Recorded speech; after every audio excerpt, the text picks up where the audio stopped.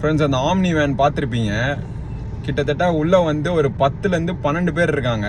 அதுவும் வந்து ஒருத்தர் மடியில் ஒருத்தர் வேற உட்காந்துட்டு போயிட்டு இருக்காங்க. மேலே வந்து பார்த்தீங்கன்னா ஹெவி லக்கேஜ், ஒரு இரும்பு பெட்டி மாதிரி ஒன்று இருக்கு. நிறைய லக்கேஜ் வச்சு கயிறுலாம் வச்சு கட்டிட்டு போயிட்டு இருக்காங்க. This is highly risky. ஏன்னா அந்த ஆம்னி வேன்ல பார்த்தீங்கன்னா ஃப்ரண்ட் ஆக்சில் லெஃப்ட் சைடு வந்து பார்த்தீங்கன்னா அமுங்கிருச்சு.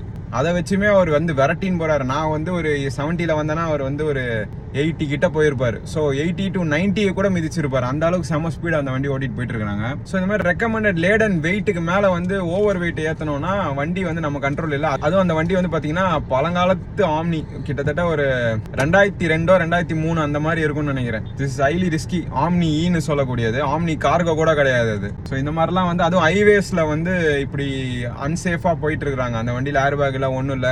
உள்ள டிராவல் பண்ற 10 பேரை தாண்டி பக்கத்தில் போறவங்க எல்லாருக்குமே வந்து ரிஸ்க் தான். அது ரோட் சேஃப்டிங்கிறது சுத்தமா இருக்காது. இந்த மாதிரி ஓவர்லோட பேசஞ்சர் ஏத்திட்டு லோட்லாம் ஏத்திட்டு போறாங்கன்னா அந்த வெஹிக்கிளுக்கு பேரலா பைக்லாம் ஓட்டிட்டு போறது வந்து இட்ஸ் நாட் சேஃப். ஏன்னா வந்து எப்போ கண்ட்ரோல் லூஸ் ஆகும்னு நமக்கு சொல்ல முடியாது. எஸ்பெஷலி இந்த பிரிட்ஜ் அண்டிலேஷன் செக்ஷன்ல எல்லாம் பாத்தீங்கன்னா அப்படியே குதிச்சு போறதுலேயே வந்து எனக்கு கொஞ்சம் பயமாயிடுச்சு. ஏன்னா வந்து ஃப்ரண்ட் ஆக்சில் வேற ஒரு சைடு இறங்கிருச்சா.